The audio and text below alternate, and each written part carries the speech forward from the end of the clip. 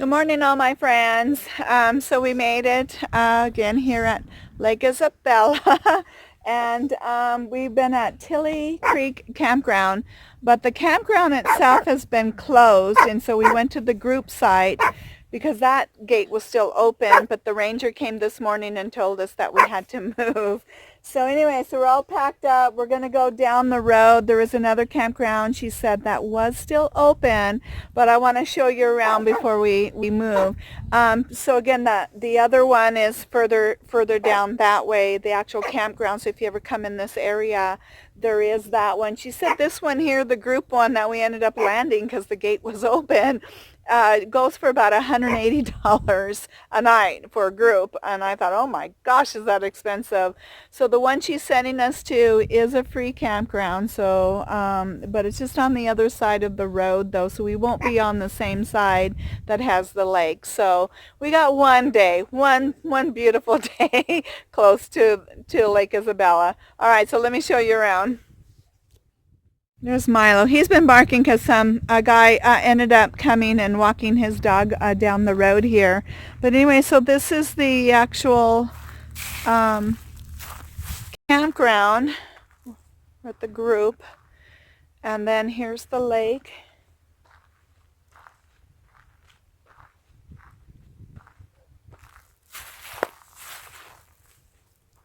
And I got to see beautiful sunrise. I woke up at 6 o'clock because I crashed so early last night. By about like 8, 9 o'clock, I was in bed.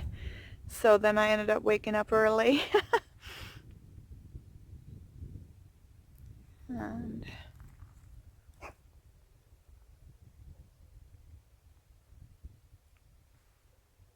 say hi, Cyndi.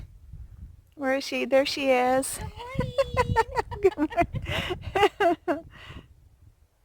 And actually there's houses behind the van and everything over there. So right back against here and on the other side of the van are some houses. So actually I think where we're going might be more private, but it just will be on the other side of the road. So it'll be interesting what it's going to be like. All right, so one more look. And then we got to head on down the road before she comes back because it took me a while to pack up again. I was just so looking forward to just staying in one spot. All right, so here we go. Okay, we found actually BLM land that we could stay on, and I already walked the road. It wasn't too bad of just a little circle road, and checking it out like I learned with Kent, the master.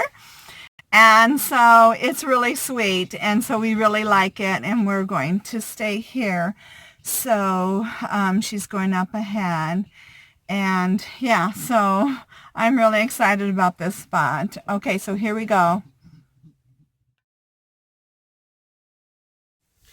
Well, why we ended up being at that campground was misinformed. Unfortunately, my friend that lives up there thought that Tilly campground was free, and so she had to leave for a couple of days to go into LA area to take care of a situation that happened.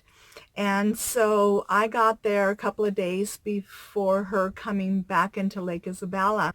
So she was telling me, yeah, you can go to Tilly Campground and it's free and everything. Well, it turns out that when I got there, that, campground was closed. The part with the single sites and everything. And so later I learned as I researched that is a paid campground. That one is $25 a night, $7 for an extra vehicle, and then $27 a night if it's on a holiday weekend. Okay, so I learned that later after I did more research. And so they had the gate closed to get into that section, but as you drive in and you go to the right is all the group campground, and that was like all wide open. And because she said it was free, I was thinking, oh, okay, they must close because some places close campgrounds or some loops down, but they'll keep some open. So I thought, okay, well, maybe they keep all this section open for the winter, you know, because it was the end of November by the time we got there. So anyways, with that ranger coming and kicking us out and telling us how much those campsites go for, she said 180, but I actually looked and I saw 210. I've seen even, I don't know if it's the right site, but I even saw one going for $500. I was like, what? That's crazy. But anyways, they're well over a couple $100 for the group site to be close to the water like that up there. So anyway, so we got a spectacular, close, you know, view.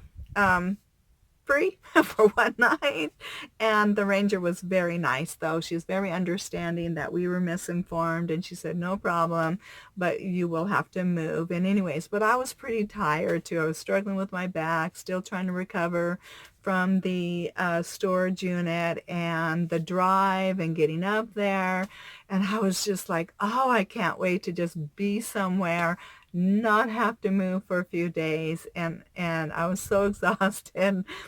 And as I mentioned, I went to bed early that night, only to have her tell me, the ranger, you have to move, you know. But anyways, but stay tuned for the next place that we find, because that was pretty cool, pretty spectacular. All right. So anyway, so that's the story of how we wound up in a place we weren't supposed to be at and why we got kicked out. All right, so see you in the next video, and I love you all.